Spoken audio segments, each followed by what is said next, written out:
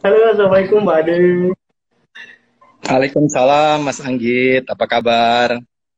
Oke, sip. Bagaimana kabar Bapak nih sore kali ini? Alhamdulillah, Alhamdulillah sehat. Semoga Mas Anggit dan keluarga Bentang semua sehat ya. Amin, amin. Di masa-masa pandemi seperti ini ya, Pak. Ya, salah satu yang paling mahal itu Oke, kesehatan. betul sekali Bapak. Oh ya, mungkin Pak Ade bisa perkenalan dulu sama teman-teman di sini yang sudah hadir dan bergabung bersama kita dalam Instagram Live kali ini. Ya, singkat aja lah ya. Ya, saya diminta sama teman-teman Bentang untuk urun rembuk ini acara bukan bedah buku sih sebetulnya, ngobrolin buku lah ya, ngobrolin buku Mbah Nun, salah satu Iya, buku Mbah Nun. Ini buku yang menurut saya monumental ya, karena apa namanya, terbit ya, ditulis waktu Mbah Nun masih sangat muda umurnya ya, 26 tahun kalau nggak salah. Ya, saya mungkin diminta untuk bincang-bincang ini karena keterlibatan saya juga dalam salah satu buku yang saya tulis ya. Nah, bukunya ini nggak apa-apa ya, saya tunjukin ya. Bukunya ini terbitan boleh Bintang juga. silakan. Ah iya nih. Cinta Kesehatan Munajat MH Ainun Najib ya. Lebih kurang umurnya sudah 1 tahun lebih lah. Ya, saya sehari-hari sih bukan orang yang bergerak di dunia literasi, tapi hobi dan pecinta literasi dan selalu ngikutin Mak Iyah ya, Mbah Nun dan Mak Iyah. Followersnya Mbah Nun sejak 88 ya, tapi followernya dulunya jurnalistik, kemudian ketika ada Mak Iyah selalu ikut acara Mak Iyah meskipun secara online ya. Saya sehari-hari itu dokter anestesi, tukang bius lah ya, dokter Wih, anestesi iya yang betul Pak. kerjanya di kamar operasi. Jadi meladeni pasien-pasien yang akan dioperasi, juga bekerja di ruang ICU. Ya, mungkin itu saja ya perkenalan sepintas ya, Mas Anggit ya. Ya Betul-betul Pak, kalau sudah. mau ditanya, silakan. Iya, iya. Langsung kita menuju bahasan intinya saja ya Pak ya. Kita ngobrol bareng Ya, nih bukunya Cak Nun yang akan terbit. Oke. Tanggapan Pak Ade nih untuk mendengar pertama kalinya ketika bukunya Cak Nun diterbitkan oleh Bentang Pustaka, rasanya bagaimana Pak? Tanggapan Pak Ade ini. ya tentunya senang ya. Eh, buku-buku Mbah Nun itu waktu saya panggilnya kadang-kadang karena udah terbiasa Mbah ya. Buku-buku Mbah Nun itu waktu saya nulis buku Cinta Kesehatan Munajat MH Najib itu saya hitung ada 91 buku ya. Ya mungkin dengan buku-buku terbarunya jumlahnya mungkin sekarang sudah ratusan. Persisnya berapa update-nya saya nggak tahu, mungkin bisa dikonfirmasi sama manajemen progres ya. Ya tentunya saya senang. 80% buku-buku Mbah Nun itu saya sudah baca. Kalau diterbitkan kembali, rasanya bagi saya pribadi itu ada nuansa nostalgia lah ya. Jadi terkenang masa-masa Oh, ketika saya membaca ya era 90-an terutama. Ketika saya masih mahasiswa itu saya sangat ngikutin itu karya-karya buku beliau.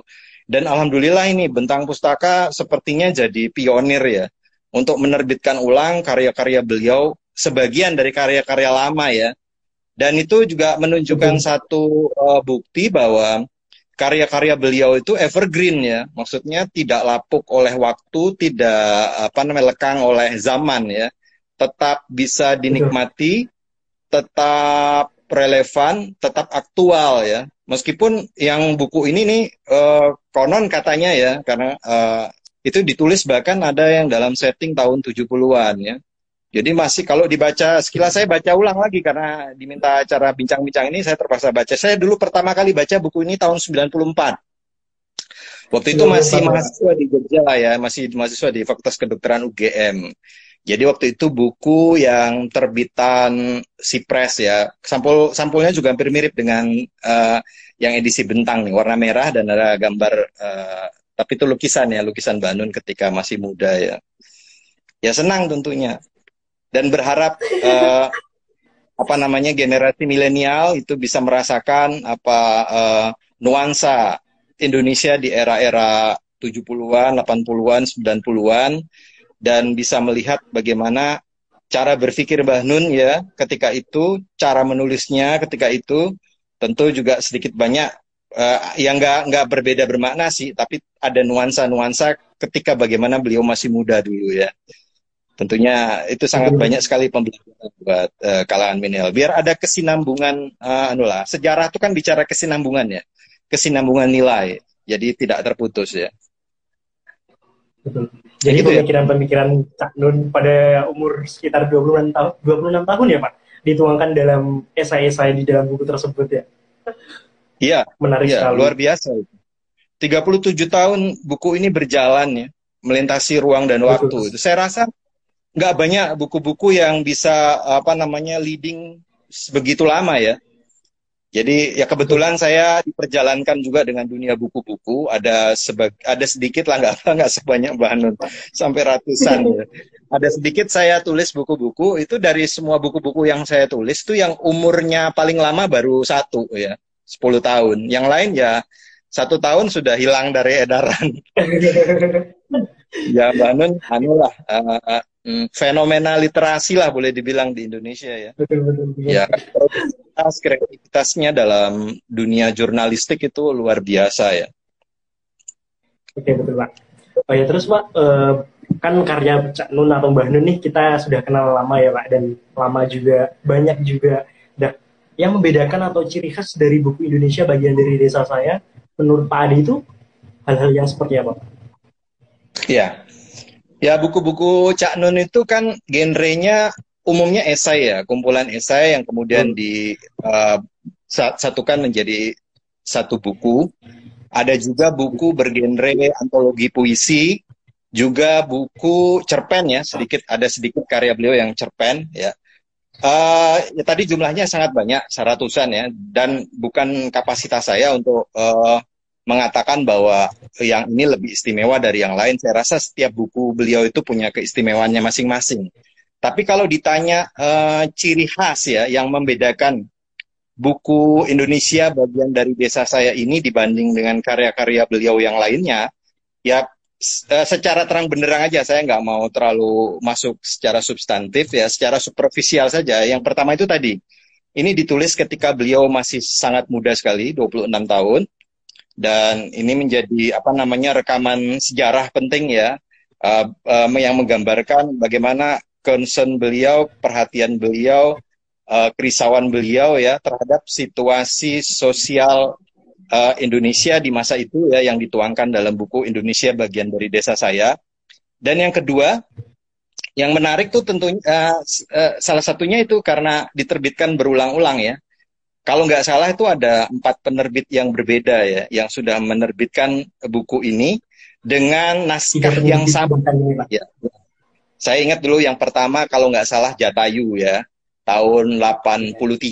Kemudian yang kedua Sipres, itu yang saya baca pertama sekali. Sipres itu tahun 92, saya baca 94. Kemudian Kompas menerbitkan 2 kali, nggak tahu, lupa saya tahunnya tahun berapa. Covernya berbeda semua.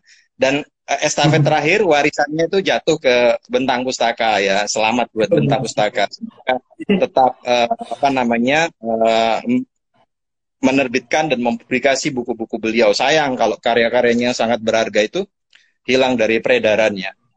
Apalagi kalau misalnya saya kembalikan ke Bentang Pustaka, kok ia mau gitu ya menerbitkan buku-bukunya Cak Nun, buku-bukunya Mbah Nun yang lama. Tentu kan alasannya karena yang saya katakan tadi ya, bahwa buku-buku beliau itu tetap aktual, tetap relevan, tetap bisa dinikmati, dan tentu banyak pembelajaran di dalam karya-karya beliau ya. Kalau enggak ya enggak mungkin kan diterbitkan ulang ya. Meskipun itu settingnya tahun 70-an, tahun 80-an, tapi karena Mbah Nun itu menulisnya itu sangat sangat sublim ya. Jadi pola-polanya, substansinya itu, kedalaman substansinya masih tetap bisa kita rasakan nuansanya sampai sekarang, tidak kehilangan relevansinya ya. Tetap evergreen lah ya, seperti yang saya sampaikan tadi. Mungkin gitu ya Mas Anggit ya. Terus dari judulnya nih Pak, Indonesia bagian dari desa saya. Sebenarnya kalau dari Cak Nun atau Mbah Nun sendiri, ada makna seperti apa Pak dari judul tersebut? Ya ini tafsiran saya ya, tadabur saya ya, bukan menurut Cak Nun ya. Oh iya. Kalau lihat judulnya kan kalau susunan kalimatnya yang normatifnya mestinya kan desa saya bagian dari Indonesia ya.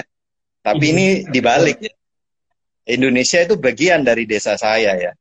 Jadi kalau saya boleh memaknai atau mentadaburi, setidak-tidaknya itu ada dua pesan di dalam judul itu. Yang pertama pesan tentang otentisitas dan pesan tentang kedaulatan. Jadi di dalam buku ini terutama di bab 1 itu chapter bab 1 itu membahas tentang desa saja ya. Mbah Nun itu sangat mengenal desanya ya. Di buku ini setting desanya itu Menturo ya. Jadi bagaimana dari desa dia melihat Indonesia yang kompleks dan yang luas ya. Desa itu adalah akar nilai ya, yang nggak boleh sirna, otentitas keasliannya dalam konteks entitas negara ya. Desa itu harus punya kedaulatan, nggak boleh bahwa metabolisme nilai-nilai kehidupannya itu terkooptasi oleh kehidupan kota ya, kehidupan negara ya. Kan Mbah Nun sering mengatakan ya, kalau Indonesia itu sebagai sebuah entitas negara, maka sebetulnya nama Indonesia itu hanya sebuah komitmen. Dalam kenyataannya Indonesia itu sebetulnya nggak ada. Maksudnya begini, Mbak Nun sering bikin tamsil Indonesia itu seperti gadu-gadu ya. Saya bikin iklan beberapa sebelumnya di pustaka Cak Nun Instagram ini menyatakan hal itu ya. Indonesia itu seperti gadu-gadu. Gadu-gadu itu apa? Ya gadu-gadu itu ya komponen yang ada di dalam gadu-gadu itu ya. Lontongnya, kentangnya, selai kacangnya, telurnya, togenya, dan sebagainya itu ya. Yang menyusun itu, gado-gadonya sendiri nggak ada gitu. Maka begitu juga tentang Indonesia, eksistensi Indonesia yang real itu adalah komponen-komponen penyusunnya, di mana unit yang paling terkecilnya adalah desa-desa ya. Jadi Indonesia ya bagaimana diversifikasi atau kekayaan komponen-komponen yang menyusunnya. Indonesia ya Jawa, ya Sunda, ya Melayu, ya Bugis, ya Madura, Kutai, Batak, Ambon, dan sebagainya. Ya Islam, ya Kristen, ya Hindu, ya Buddha. Pokoknya Indonesia adalah mozaik ya. Berbagai kekayaan yang menakjubkan, yang menyusun dirinya ya. Jangan sampai juga atas nama pembangunan, persatuan, kemudian semuanya menjadi seragam gitu ya. Artinya peradaban kota ya dalam pengertian yang lebih besar nanti sebetulnya yang dibahas oleh Mbak Nun adalah modernitas ya, modernisasi ya, dan globalisasi itu ya menyapu ya, menihilkan budaya dan tradisi luhur yang ada dalam kehidupan desa ya. Jadi Mbak Nun itu pengen saya kalau ingat judul ini tuh ingat komik ya, komik yang sangat terkenal Asterix ya. Kalau Mas Anggit pernah baca komik Asterix gitu. Jadi Asterix itu kan ada ya, itu komik yang terkenal di era 90-an ya. Maksudnya ada satu suku yang terbelakang lah, suku pelosok ya, dari desa Galia ya, yang satu-satunya tidak takluk oleh Imperium Romawi. Jadi Romawi itu kan dulu kerajaannya terbentang luas sekali kan, nggak seperti Roma Italia sekarang. Jadi membentang hampir menguasai 2/3 peradaban dunia ya. Tapi ada desa kecil itu yang tidak takluk gitu loh, yang resistensinya sangat kuat dan filter dari tradisi dan budayanya itu terlindung oleh Romawi. Jadi judul itu saya selalu teringat Asterix ya. Ya gitu kali Mas Anggit ya. Artinya tanda guru saya ya. Saya pengajar ya, nggak terlalu mendalam ya. Betul. Kayak Pak mengambil salah satu unsur nih dari judul Cak Nun atau Mbah Nun, desa. Kira-kira ada yang dirindukan nggak Pak dari sebuah desa? Mungkin Pak Ade dulu tinggalnya di desa atau bahkan sekarang masih tetap. Iya, ya ini lebih enak nih jawabnya karena menanyakan tentang keadaan saya ya. Ya kebetulan saya tuh lahir nggak di desa, saya lahir di DKI Jakarta ya. Kemudian sempat berpindah-pindah di beberapa kota, ibu kota provinsi. Saya pernah tinggal di Medan, pernah tinggal di Makassar, dan tentu pernah tinggal di Jogja ya. Tapi meskipun saya berpindah-pindah dari ibu kota provinsi ke ibu kota provinsi, bukan berarti saya nggak pernah merasakan hidup di desa ya. Ya setidaknya dulu waktu kuliah pernah ngerasain KKN lah ya, 3 bulan. di Wonosari, atau ketika pasca saya selesai jadi selesai pendidikan, saya menjalani tugas pegawai tidak tetap itu di desa sangat terpencil di Kalimantan Timur ya. Saya jalani selama 2 tahun. Tapi di luar dari itu semua, saya mengklaim bahwa saya punya desa, yaitu tempat di mana ibu saya lahir dan dibesarkan dulu ya, yaitu di salah satu kelurahan sepi di Aceh Utara, namanya Matang Gelumpang 2. Jadi kalau saya diajak ke Matang Gelumpang 2, saya selalu bilang bahwa ini pulang kampung ya, bahasa Acehnya tuh Jakwo Gampung gitu ya.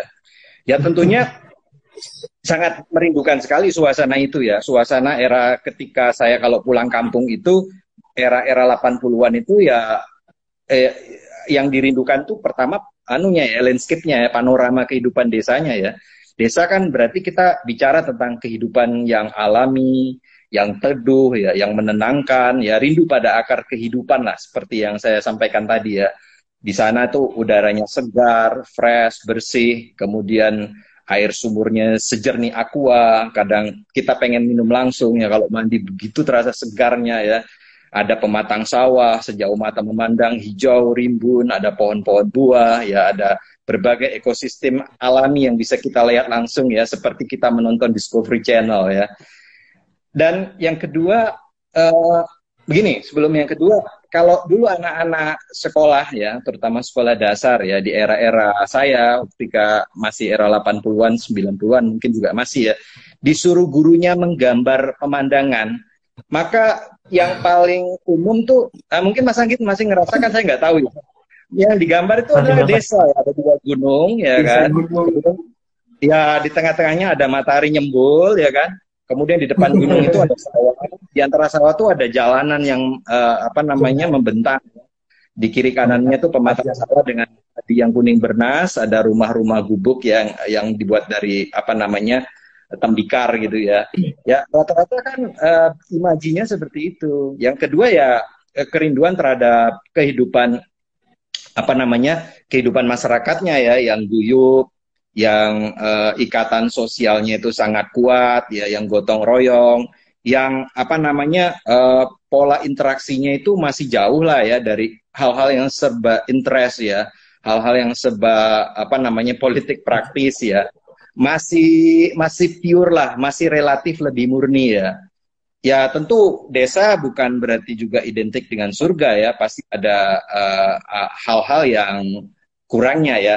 Tapi kalau mau dibandingkan ya, kehidupan desa dengan kehidupan lainnya ya, desa itu boleh dikatakan lebih dekat ya dengan sunatullah ya, lebih dekat dengan hakikat penciptaannya Allah Subhanahu Wa Taala ya. Saya nggak bisa bayangkan itu kalau Indonesia ke depannya itu nanti yang namanya desa itu hilang dari peradaban kita ya. Maksud saya desa dalam pengertian tradisional dan alami ya. Karena sekarang pun ya, saya melihat anak-anak saya misalnya ya, itu konsep Jakwo Gampung itu sudah nggak ada gitu ya. Karena ketika mereka pernah diajak sekali ke Matang Gelumpang 2 yang saya bilang tadi, itu suasananya udah, landscape-nya udah berbeda dengan yang saya alami ketika beberapa puluh tahun yang silam ya, 25 tahun, 30 tahun yang silam tuh sudah sangat jauh berbeda ya. Ya mungkin begitu ya, Mas gitu ya. Tentu desa adalah sesuatu yang kita rindukan ya. Cukup menarik Pak. Mau balik rinduan desa. Oh ya Pak. Terus kalau gambaran desa nih, menurut Cak Nun atau Mbak Nun dalam buku Indonesia Bagian dari Desa saya, seperti apa ya Pak? Atau hampir mirip dengan cerita Pak Ade yang barusan? Ya, saya juga melihat kayak gitu ya. Maksudnya Mbah Nun itu kan saya katakan tadi sangat mengenal desanya ya. Jadi di buku itu kan perspektifnya dari Menturo melihat Indonesia kan. Saya rasa Mbah Nun sangat detail ya mengenal bagaimana kultur, tradisi, iklim-iklim budaya sosial yang terjadi di desa beliau ya. Bahkan banyak buku-buku beliau tuh yang misalnya berjudul, dia mengambil setting dari tokoh desa Menturo Marquesot ya. Dulu saya kira Marquesot itu tokoh fiktif, ternyata Marquesot itu betulan ada ya. Dan orang Menturo ya, dari bagaimana si Marquesot itu melihat kehidupannya. Jadi Mbah Nun itu tahulah detail bagaimana desanya dan mengambil sudut pandang desanya. Dan saya melihat di buku Indonesia Bagian dari Desa Saya itu betapa kerisauan dan keprihatinan beliau ya terhadap besarnya pengaruh eksternal ya terhadap desanya ya, pengaruh kota, pengaruh Indonesia, pengaruh modernitas, pengaruh globalisasi tadi ya. Yang misalnya kalau di dalam ada satu bab tersendiri ya, kalau nggak salah di bagian ketiga ya, yang kemudian menjadi judul dari buku itu ya, yang judul subbabnya itu Indonesia Bagian dari Desa Saya ya. Di situ kan Mbak Nun cerita ya tentang konteks politik ya ketika itu ya, era-era 80-an ketika rezim Orde Baru berkuasa ya. Bagaimana momentum pemilu itu telah merubah suasana kehidupan desa yang awalnya mungkin relatif lebih guyup, lebih rukun ya. Sehingga terjadi semacam faksi-faksi ya di masyarakat ya. Tapi tentu tidak setajam polarisasi perseteruan yang ada di masa kita ya. Kalau di masa kita kan ramai betul ya di media sosial itu cebong kampret itu. Tapi gini, artinya sekat dan keretakan sosial yang terjadi akibat nuansa kampanye itu terjadi di masyarakat ketika itu, di masyarakat beliau ketika itu ya. Karena ada dominasi kekuatan Golkar ya waktu itu kan partai politik Golkar itu dominan dipegang oleh kekuasaan rezim ya. Ya, bagaimana Golkar itu berpengaruh kuat pada segmen birokrasi sehingga pamong desa, guru-guru atau para PNS itu ya anggota Korpri lah ya harus ikut lah, nggak boleh berbeda haluan dengan politiknya penguasa politik yang tengah berkuasa ya. Kemudian juga ada sentimen religius lah ya yang mengakar di kehidupan desa yang tentu pilihan preferensi politiknya berbeda ya. Ada juga cerita politik uang ya. Jadi ini memang kalau kita baca buku ini seolah-olah kita diajak bertraveling ya ke masa silam ya. 2 atau 3 dekade Indonesia yang lalu ya. Untuk melihat asal muasal itu ya, keruwetan benang kusut yang sekarang terjadi, itu kalau kita urai kekusutannya, keruwetannya itu sudah benih-benihnya sudah ada ketika Mbak Nun menulis itu ya. Jadi Mbak Nun gini nih, saya mau cerita satu hal ya. Saya baru buka-buka dengar-dengar acara Maiyah tentang desa ya. Saya akhirnya nonton semua tema-tema desa yang karena untuk perbincangan pada sore hari ini itu ya. Jadi Mbak Nun tuh pernah cerita di salah satu acara Maiyah. Menariknya itu ada riset ternyata di Indonesia bahwa nama-nama desa di Indonesia itu paling banyak diambil dari nama-nama pohon. Nah, ada misalnya pohon jati, pohon mojo, pohon tanjung ya. Dan pohon ini kan sebetulnya kalau kita kembalikan dalam konsep agama ya, pohon ini simbol yang sangat bermakna dan sangat penting ya. Kalau misalnya di dalam Al-Quran itu ya, Allah mau menggambarkan sesuatu yang penting, yang prinsip, itu selalu disimbolkan, dimetaforkan sebagai pohon ya. Jadi perumpamaan kalimat yang baik itu seperti pohon yang baik, yang akarnya teguh dan cabangnya menjulang ke langit, dan pohonnya itu berbuah setiap musim, dan itu sebagai sebuah tamsil. Misalnya juga tamsil yang agak fenomenal tuh peristiwa Isra Mi'raj misalnya. Itu kan Nabi melakukan suatu perjalanan yang jauh sekali, yang nggak mungkin dilakukan oleh makhluk manapun ya. Perjalanan paling jauh yang ditempuh oleh makhluk itu adalah Isra Mi'raj. Tapi sampai di Isra Mi'raj, yaitu Sidratul Muntaha, itu ternyata kalau kita googling, Sidratul Muntaha itu juga sebuah, situ ya pengertian secara terminologisnya. Sebuah pohon disimbolkan sebuah pohon, yaitu pohon bidara ya, merupakan lambang wisdom yang terakhir ya.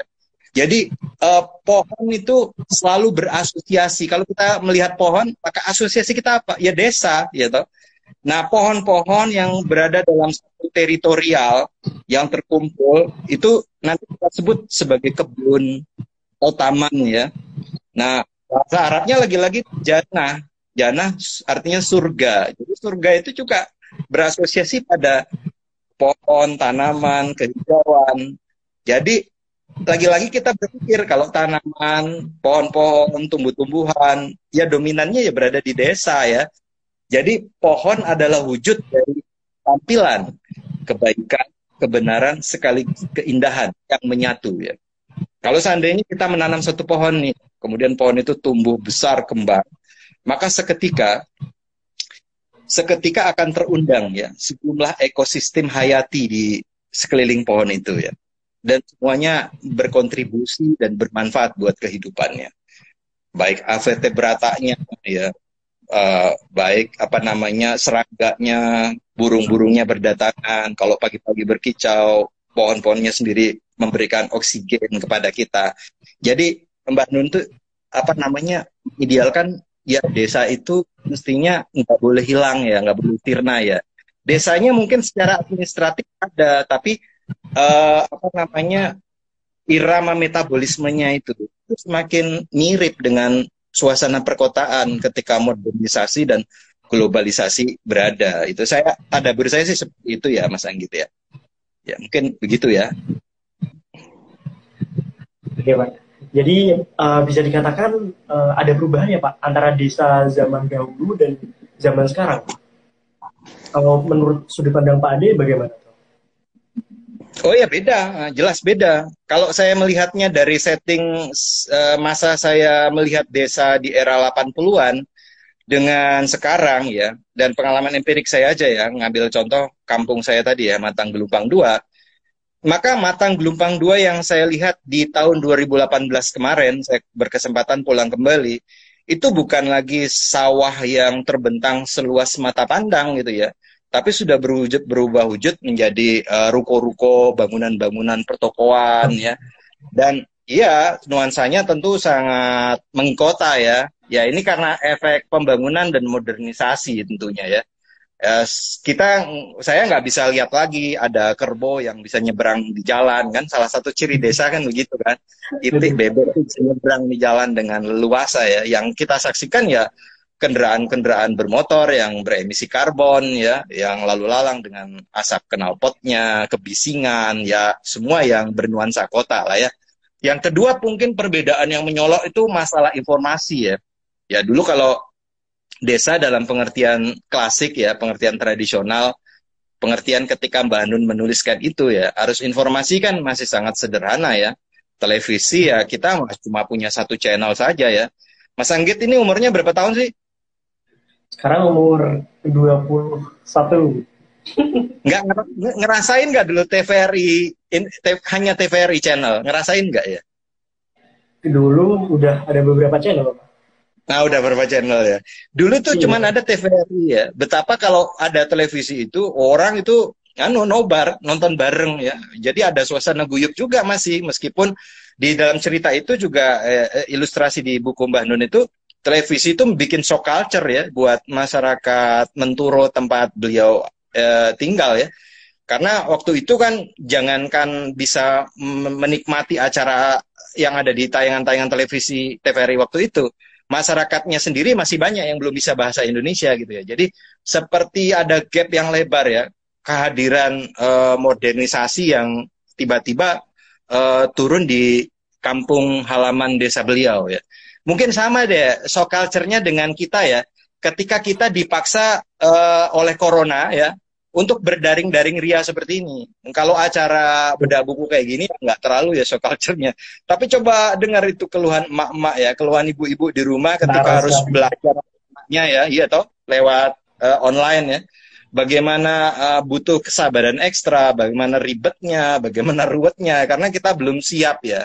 Nah begitu juga suasana ketika itu, ketika televisi datang itu mengguncang itu tatanan kehidupan masyarakat desa ya, jadwal hidupnya ya, kemudian apa namanya pendiktean informasi yang ada di tayangan televisi itu akan kesukaan, hobi itu juga jadi bergeser ya, prioritas, skala prioritas kebutuhan itu juga jadi bergeser ya.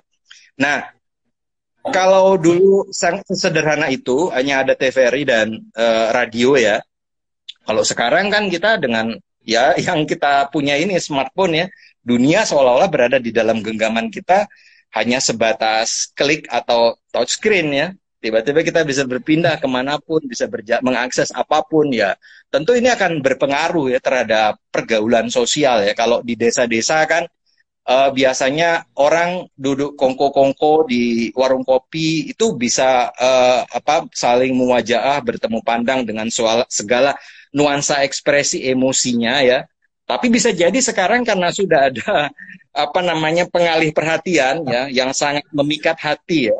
Jadi ya masing-masing sibuk dengan gadgetnya sendiri-sendiri ya. Kita mungkin ada dengar ya bahwa sebuah idiom satir ya, bahwa internet itu mendekatkan yang jauh dan menjauhkan yang dekat. Ya mungkin pola pergaulan, pola komunikasi ya itu menjadi sangat berubah sekali ketika teknologi informasi sekarang yang kita nikmati itu begitu canggih ya.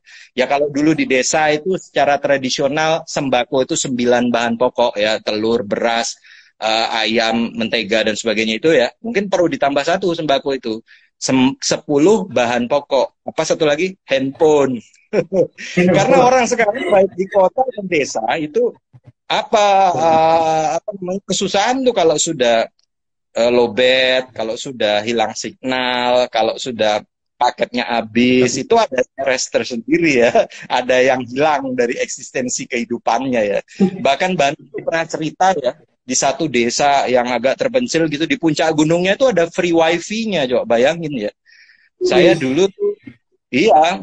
Saya dulu tuh ingat waktu saya masih hidup di desa sangat terpencil ketika tugas PTT ya di desa Sandaran namanya. Saya menulis buku tentang itu ya.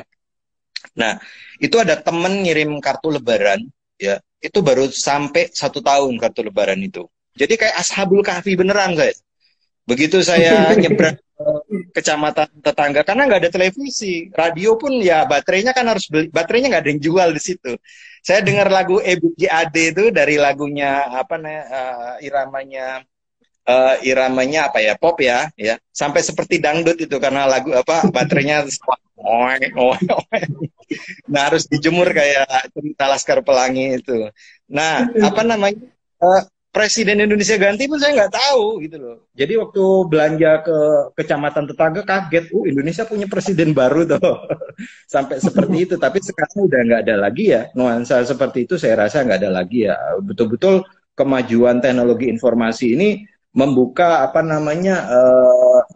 keterbelakangan atau keterisolasian ya dari informasi. Tapi apakah masalahnya mereka siap menerima informasi yang ada? Nah, itu satu diskusi tersendiri ya. Saya rasa memang di sini ya buku Indonesia bagian dari saya banyak pelajaran-pelajaran yang bisa kita ambil ya dalam konteks itu ya. Jadi ada pergeseran saya katakan tadi dari level kebutuhan ya, mungkin sesuatu yang sekunder, yang tersier itu menjadi lebih dibutuhkan dibandingkan yang primer, bisa jadi seperti itu ya. Saya ingat ya, ini sebagai ilustrasi terakhir ya, di desa yang tempat saya tugas dulu itu ada satu desa ya, namanya Desa Wono. Untuk mencapai ke sana itu satu-satunya akses itu hanya lewat kapal katinting ya, nggak ada kendaraan reguler juga nggak ada. Dan sungai yang saya lewati itu namanya Sungai Buaya. Kenapa dinamakan Sungai Buaya? Karena memang buaya yang dominan di sungai itu ya. Jadi kalau lewat situ pasti ketemu buaya, meskipun apakah buayanya sedang di sungai beriringan sama perahu saya atau sedang berjemur, itu udah sampai akhirnya dari takut menjadi biasa gitu ya. Sama-sama nyeberang lah dengan buaya itu. Nah, yang menarik itu di Desa Wono itu saya kaget lihat ada lemari pakaian ya, karena lemarinya kan ditaruh di beranda depan nih. Tahu nggak lemari pakaiannya dari apa? Dari kulkas.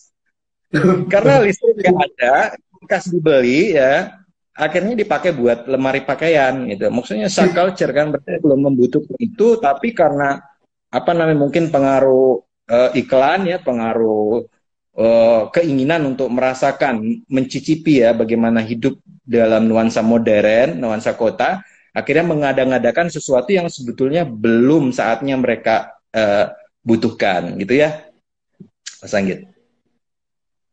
Oke, dan tadi Pak Ade sudah berbicara atau menyinggung soal modernisme nih Pak.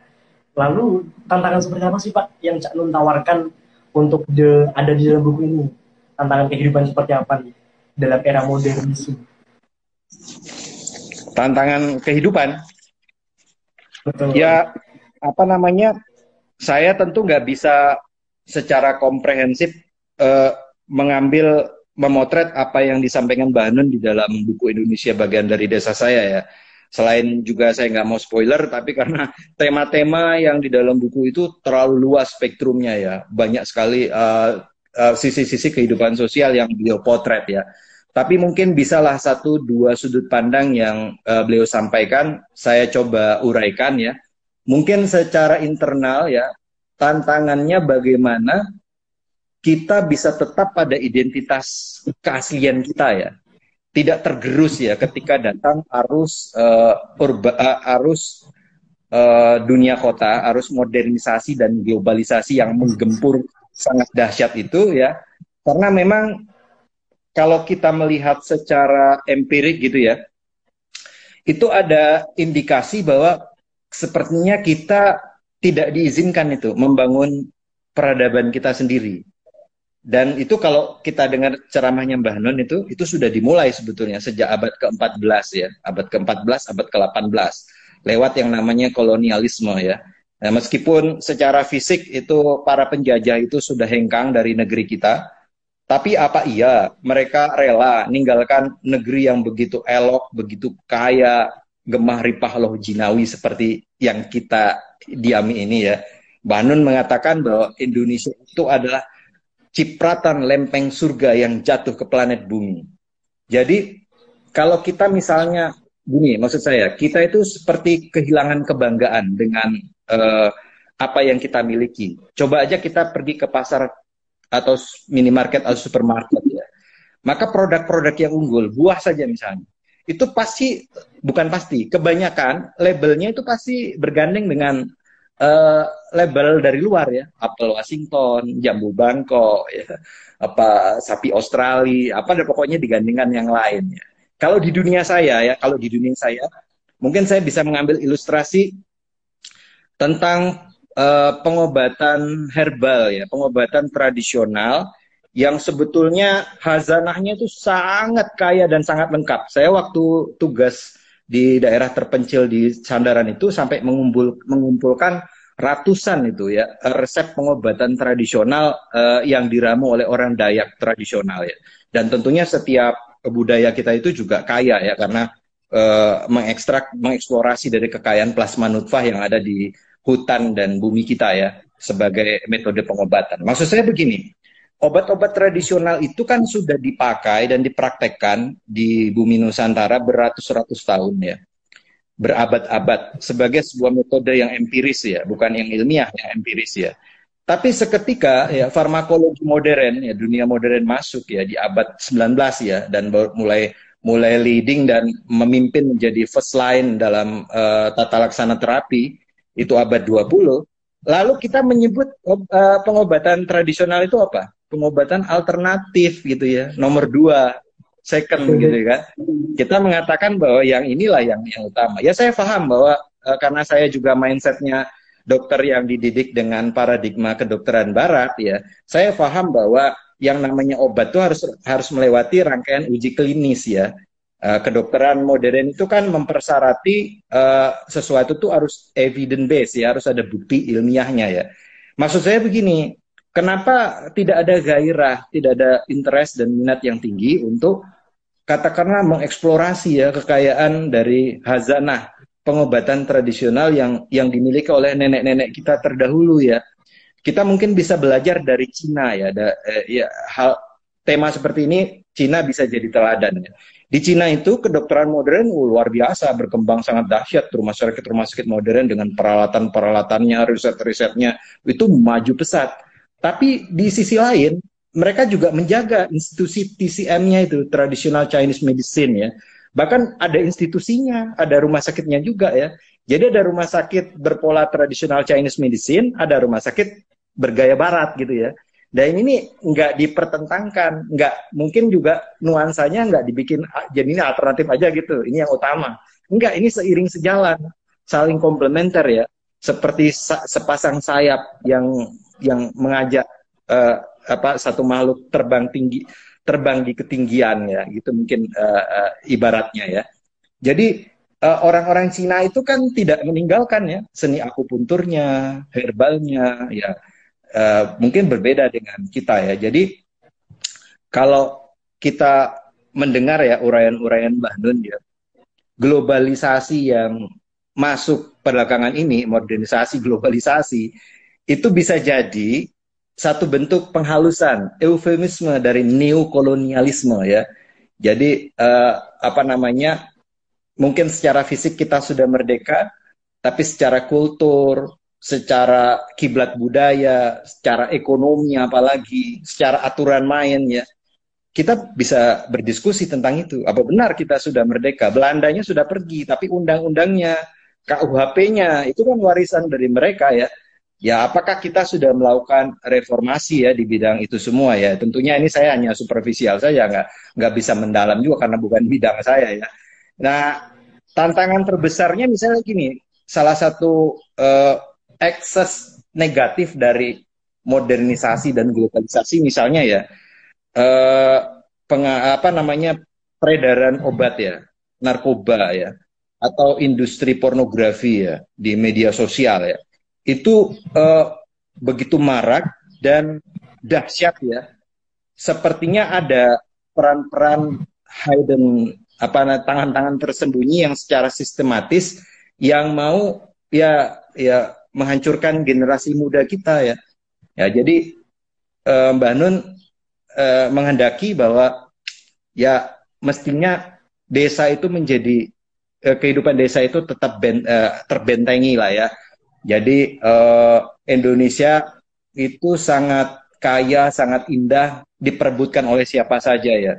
Kekayaan alamnya nggak akan pernah miskin ya. Sejak Portugis sudah ngambil, Belanda ngeruk 3,5 abad, datang lagi Jepang ngambil tiga tahun, kemudian Orde Baru juga melakukan eksploitasi ya dengan korupsinya. Sampai sekarang dijarah masih tetap kaya ya.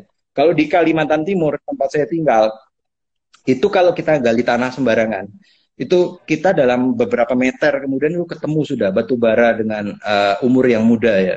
Dan batu bara yang dikorek itu ditambang itu ya nggak perlu gali-gali sampai ke dalam banget seperti bikin terowongan di negara luar ya. Muncul di permukaan. Begitu juga emas misalnya di Papua ya, itu nyembul di permukaan ya. Pokoknya Indonesia itu saya lihat barusan beberapa hari yang lalu tuh orang mancing di paret saja itu sudah dapat ikan gabus gitu ya, bisa dibawa pulang di paret ya. Di mana cari negara seperti itu ya. Jadi bayangin tuh sumber kekayaan alamnya. Bayangkan kalau misalnya apa namanya dengan sumber kekayaan alam seperti itu, masyarakatnya terdidik, anak-anak mudanya bangkit, mengambil peran. Bagaimana powerfulnya negara ini. Jadi ya tentu ada yang apalah ya yang tidak mau ya hal seperti itu terjadi ya. Saya rasa seperti itu ya. Itu bentuk tantangan-tantangan yang secara implisit yang disampaikan oleh Mbak Nun ya. Itulah tanda bur saya, Mas Anggit. Oke, oke. Tadi Pak Ade menyinggung nih soal generasi muda atau anak-anak muda. Nah, terdapat salah satu bahasan nih Pak di salah satu isainya Cak Nun atau Mbak Nun ini soal pembentukan pola ekspresi diri. Kalau kira-kira menurut Pak Ade, pola pembentukan ekspresi diri yang seperti apa sih yang dibutuhkan untuk anak muda sekarang ini, Pak? Ya, ada ya di satu subbab buku itu ya tentang ekspresi diri ya, miskin pola ekspresi ya, yang di dalam bab itu diceritakan oleh Mbah Nun ilustrasi di zaman itu anak-anak muda itu banyak menuliskan kalau sekarang meme mungkin ya. Tapi waktu itu tulisan-tulisan ya yang tidak punya makna, ya tulisan alay lah ya. Tulisan yang nggak ada artinya, nggak ada maknanya di dinding jalanan, di gerbong kereta api, di WC, yang rasa-rasanya kalau dilacak nggak mungkin ya orang yang level pendidikannya baik menuliskan kalimat-kalimat seperti itu ya. Jadi seperti aksi vandalisme mungkin ya. Menulis-menulis di mana-mana ya. Kalau sekarang mungkin tuh wujud ekspresi seperti itu lebih sophisticated ya, lebih canggih ya. Karena panggungnya lebih banyak kan. Ya dengan adanya media sosial ya, ada Facebook, ada Twitter ya. Kalau di Facebook ya orang mungkin menulis hal-hal yang hoax, hal-hal yang apa namanya gosip harian yang tidak ada nilai produktivitas dan kemanusiaan, tidak ada nilai tambah kemanusiaannya ya. Apalagi di tweet itu ada istilah tweet war ya, peperangan yang nggak tahu, perdebatan yang nggak tahu ujung pangkalnya sampai di mana, dengan menggunakan diksi-diksi yang dari segi norma kepatutan dan kesopanan ya ajib lah, nggak bisa kita pahami ya. Seperti mau saling terkam dan saling cakar mencakar ya. Tapi begini, Mbah Nun juga dalam tulisan itu tidak sepenuhnya menyalahkan ekspresi yang simpel seperti itu yang tertuang dalam kalimat-kalimat alay itu ya. Menurut beliau itu adalah bagian, ekspresi itu adalah bagian dari energi hidup dan vitalitas pribadi ya. Misalnya gini lah, anak muda yang ngebut ya, itu kan ekspresi juga kan, ekspresi diri ya, cermin ekspresi diri ya. Nah, ngebut ini sebetulnya manifestasi dari vitalitas, hasrat, keterampilan dan juga keberanian ya. Hanya dia perlu wadah, perlu arena yang sesuai ya, agar ekspresi ngebut tadi itu punya perjodohan dengan yang namanya prestasi gitu ya. Kita bisa mengapresiasi dan menghargai ya keberanian dan keterampilan mengemudi si anak muda ini. Tapi kalau dia tidak punya wadah, tidak punya tempat ya, tidak punya fasilitas yang menadahi, maka itu menjadi vandalisme, menjadi ekspresi yang bahkan membahayakan publik ya. Jadi yang sering Mbah Nun sampaikan itu di acara Ma'iyah, salah satu pertanyaan paling penting ya, khususnya buat kaum muda ya, kaum milenial ya. Saya tahu bahwa beliau sangat punya perhatian besar terhadap kalangan milenial ya. Orang Ma'iyah itu rentang umurnya kan katanya dari umur 17 tahun sampai 40 tahunan ya. Kebanyakan dominan yang hadir di acara-acara Ma'iyah beliau itu ya. Nah, salah satu hal yang paling penting itu adalah untuk perjalanan menemukan diri kita ya. Jadi kita ini sebetulnya, setiap kita sudah membawa talenta, bakat, kecenderungan, adikodrati yang dititipkan Tuhan kepada kita ya. Nah, itulah yang harus kita gali dan kita cari. Nah, di situ juga peran pendidikan, peran pendidik, peran orang tua itu untuk mengantarkan anak-anaknya, murid-muridnya, siswa-siswanya untuk menemukan dirinya sebagaimana yang telah Tuhan desain untuk dia, untuk menjalankan peran peran kekhalifahannya di dunia ya. Jadi bayangkan kalau misalnya pekerjaan kita itu nanti profesionalitas kita, keahlian kita itu berangkat dari sesuatu yang merupakan minat dan hobi kita. Maka pekerjaan itu akan menyenangkan kita jalani, tidak akan pernah membosankan, menggembirakan dan membahagiakan. Soal hal-hal yang lainnya seperti penghargaan, kesejahteraan finansial, itu hanya efek samping dari profesionalisme yang kita jalankan. Mbah Nun kan sering mengatakan bahwa lakukanlah kreativitas atau lakukanlah kreasi secara rekreasi, secara menyenangkan, dan ya lakukan rekreasi yang kreatif maksud saya. Jadi dua hal itu ya, timbal balik. Lakukanlah kreasi secara rekreasi dan lakukanlah rekreasi atau pilihlah rekreasi yang kreatif. Gitu ya, Mas Anggit ya. Ya. Oke, mungkin kalau bisa spoiler dikit nih Pak, dari banyaknya esai yang ada di dalam buku Indonesia Bagian dari Desa Saya, sesuatu apa yang menarik, bahasan apa yang menarik menurut Pak Ade nih? Oh ya, tentunya hampir semua bab di buku itu menarik ya. Tapi saya yang paling berkesan dan tidak pernah saya lupakan, betul-betul tidak pernah saya lupakan tuh bab cerita kebijaksanaan cendol ya. Jadi cerita bagaimana tukang cendol, dialog antara tukang cendol dengan Pak Kiai ya. Jadi gini, kenapa saya tambah berkesan? Karena saya secara nggak sengaja itu bertemu sebuah fragmen pengalaman yang mirip dengan kisah tukang cendol dan Pak Kiai itu. Boleh saya cerita daripada saya spoiler, tapi substansi cerita itu sama dengan cerita tukang cendol dan Pak Kiai tadi. Jadi supaya tetap nggak spoiler nih, tapi esensi dan inti ceritanya itu sama. Jadi di tahun 2007 ya, saya kebetulan berkesempatan diperjalankan, dikirim oleh kepala bagian saya untuk short course di Jepang ya. Waktu itu pada suatu hari saya pengen beli telur di satu minimarket, nama minimarketnya Izumi. Nah, saat saya bukan beli telur aja, beli belanjaan harian lah maksudnya ya. Saat saya lihat telur, saya kaget, loh, ini kok harganya murah, separuh harga. Ya, seperti instingnya orang Indonesia tentu kan, langsung saya borong gitu ya. Biasanya beli satu papan, ini saya beli dua papan gitu ya. Oh, murah kok, kapan lagi kan? Nah, begitu saya sampai di counter kasir ya, mau bayar belanjaan itu, yang telur 2 biji itu dilarang saya ambil. Terus dia pakai bahasa isyarat karena saya nggak bisa bahasa Jepang, dia juga nggak bisa bahasa Inggris kan. Ya, kamu cuma boleh beli satu gitu loh. Tiba-tiba ada orang di belakang saya itu yang bisa menjelaskan ya kenapa dilarang mengambil 2 papan telur itu. Ternyata hari saya berbelanja itu kebetulan bertepatan dengan hari orang miskin gitu ya. Jadi yang datang ke situ, yang belanja ke situ adalah orang-orang menengah kelas bawah untuk bisa menikmati barang-barang yang mungkin seperti biasanya dia jarang bisa membeli berbagai ragam barang dagangan yang ada di minimarket itu, kebutuhan-kebutuhan yang ada di minimarket itu. Jadi selalu ada hari miskin gitu yang harganya miring gitu ya. Nah, saya kan tanya juga kan, seperti Pak Kiai itu tanya sama tukang cendol itu kan.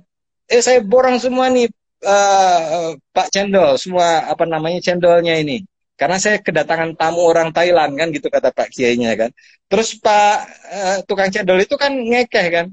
Den, kalau sampean borong semua, lah saya jual apa gitu. Kan kaget Pak Kiainya, ini orang dibeli semua kok malah gak mau katanya kan. Terus kan Pak Kiainya bilang, loh, kan itu kan kalau misalnya jual semua nggak perlu capek keliling dari gang ke gang menjajakan ini sampai sore hari, mungkin sampai siang hari terik, kan udah tinggal pulang, mempersiapkan dagangan esok hari. Terus malah Pak Cendol itu jawab lagi kan, iya saya ngerti Den, tapi kalau misalnya Aden borong ini semua, nanti orang lain dapat apa gitu. Ya persis seperti itu gitu. Ya orang minimarket itu juga bilang seperti itu. Kalau saya borong itu semua, nanti yang lain nggak dapat kesempatan. Jadi saya juga punya rasa shock yang sama dengan Pak Kiai itu. Ternyata memang ada ya moralitas asli manusia ya. Di mana ketika seorang pedagang hadir bukan sebagai pedagang, pure pedagang yang semata-mata mencari keuntungan. Tapi ada momen-momen di mana dia hadir sebagai manusia yang ingin berdharma bakti ya. Yang ingin membagi jualannya untuk sesama umat manusia gitu ya. Sebagaimana Pak Kiai Cendol tadi, Pak tukang cendol tadi, itu berdagang, itu adalah sebagai bentuk wujud dharma bakti kemanusiaannya. Dia bukan hadir sebagai pedagang, tapi sebagai manusia ya. Di cerita itu kan ada juga sosok-sosok di dalam tema Pak Cendol itu ya, Yureso ya, yang menganggap warung yang dia buka setiap malam itu sebagai sebuah kesenian hidup yang ia nikmati gitu ya gitu kan, begitu istilahnya Mbak Nun ya. Ada Pak Wongso di Wirobrajan ya, yang kalau jual teh manis itu sampai ngantuk sebentar ngaduk gula teh manisnya itu, kemudian panas bangun lagi gitu ya. Ya itu saya sempat merasakan nuansa-nuansa seperti itu ya, di era 90-an, nggak tahu apa masih ada itu ya. Makanya sayang kalau nuansa manusia-manusia humanis seperti itu tuh hilang dari peredaran itu. Wah, kita kehilangan keindahan ya negeri Indonesia ini ya. Ya begitu kali ya Mas Anggit ya, kalau ditanya paling berkesan itu ya kebijaksanaan cendol. Betul, Pak. Oh iya Pak Ade. Terus bagaimana sebaiknya untuk kita menyikapi pola modernisme dan globalisasi yang tengah hadir nih di tengah-tengah kita saat ini? Oh iya. Jadi kan modernisme dan globalisasi tadi yang saya sampaikan itu kan asosiasinya datang dari negeri barat ya. Dan pada dasarnya juga kita tidak berposisi untuk bersikap ekstrim anti barat pro timur, bukan begitu juga kan. Kan tentunya ada hal-hal yang positif dari barat dan juga ada hal-hal yang harus kita hindari mungkin ya dari dunia timur ya. Kalau kita kembali ke rumus agama kan yang namanya wisdom, yang namanya hikmah, yang namanya kebenaran, kemuliaan, itu kan la syarqiyah wala gharbiyah, tidak timur dan tidak barat ya. Sekarang bergantung dengan apa yang kita sebut sebagai modernisme tadi gitu, modernitas tadi ya. Kalau misalnya modernitas itu menyangkut soal kedisiplinan waktu ya, soal bekerja yang smart, yang efisien, soal tentang pencapaian sains teknologi, ya nggak mungkin kita menolak ya modernisme ya. Tapi kalau modernisme yang dimaksud itu adalah bagaimana kiblat gaya hidup ya, ala barat ya, yang 3F itu, food, fun, fashion, ya nanti dulu ya. Siapa bilang kita lebih mundur dari mereka, dan siapa bilang bahwa barat lebih maju daripada kita ya. Kan kalau kita buka kamus ya, modernisme itu dalam ilmu sosial itu diartikan sebagai sebuah transformasi dari keadaan yang dinilai kurang maju atau kurang berkembang ke arah yang lebih baik dengan harapan akan tercapai kehidupan masyarakat yang lebih maju, berkembang dan makmur. Tapi apa dulu yang kita sebut maju, berkembang dan makmur itu? Ya, kalau Mbah Nun itu menolak penilaian bahwa apa yang sudah ada di bumi Nusantara itu terbelakang dan mundur. Itu kata siapa ya? Kalau Mas Anggit pernah dengar salah satu acara Ma'iyah ya, Mbah Nun tuh pernah bilang bahwa dunia ini ya, itu sebetulnya terdiri dari 4 peradaban besar. Ya, peradaban Mesir kuno, peradaban Yunani kuno, peradaban Cina kuno, dan ada satu peradaban yang sepertinya disembunyikan ya oleh dunia, yaitu peradaban Jawa kuno. Tapi ini bukan Jawa dalam pengertian suku seperti sekarang ya, tapi Jawa dalam pengertian rumpun ya, rumpun yang dimiliki oleh penduduk Nusantara ketika dulu. Dalam arti kata ya Melayu, Madura, Sunda itu terhimpun dalam kultur seperti itu ya. Jadi sebetulnya kita ini mewarisi itu peradaban dan kebudayaan yang sangat dahsyat ya. Dan itu tidak hanya tercermin dari peninggalan arsitektur saja ya, misalnya candi-candi, prasasti dan sebagainya ya. Tapi juga tercermin dalam bahasa dan dalam kuliner ya, sebagai salah satu sampel peradaban ya. Saya contohkan bahasa saja ya. Saya ngambil lagi ilustrasi di dunia saya. Kalau dalam dunia kedokteran ya, untuk mengistilahkan sakit kepala itu paling cuma ada 2 atau 3 istilah ya, headache, vertigo, sensasi berputar ya, dan migrain, sakit kepala separuh ya.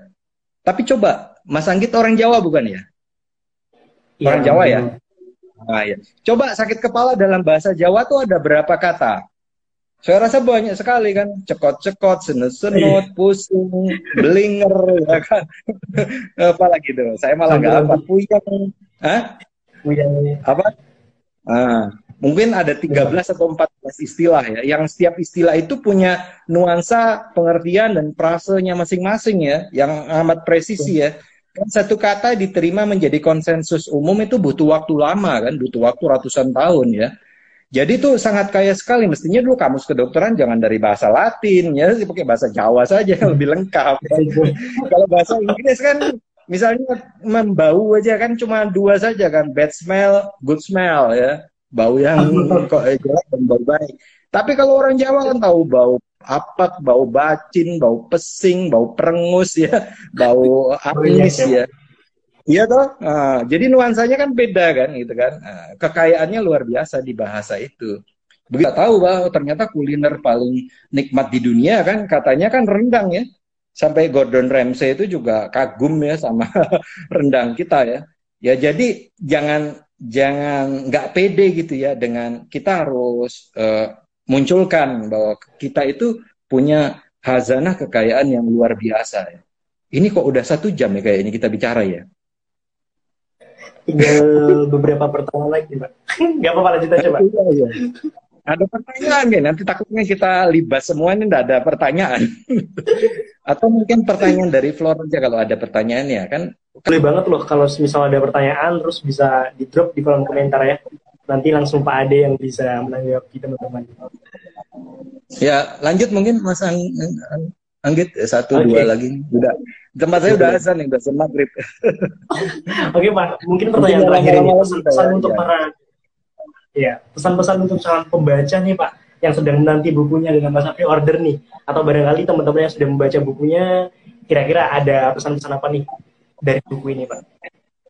Ya yang udah baca selamat deh ya, artinya sudah menemukan bacaan yang berkualitas, yang bagus ya. Ya kita baca sebuah karya dari seorang guru kehidupan ya, yang tetap setia terhadap idealismenya ya, yang konsisten ya, menemani anak cucunya ya, beliau menyebutnya gitu ya, murid-murid santri-santrinya itu disebut dengan anak cucunya ya. Jadi pola hubungannya itu pola hubungan mahabbah ya, pola hubungan cinta yang selama 26 tahun setiap minggu ya, tatap muka dengan puluhan ribu. Saya rasa tidak ada ya tempat seperti itu di dunia, bahkan tidak ada.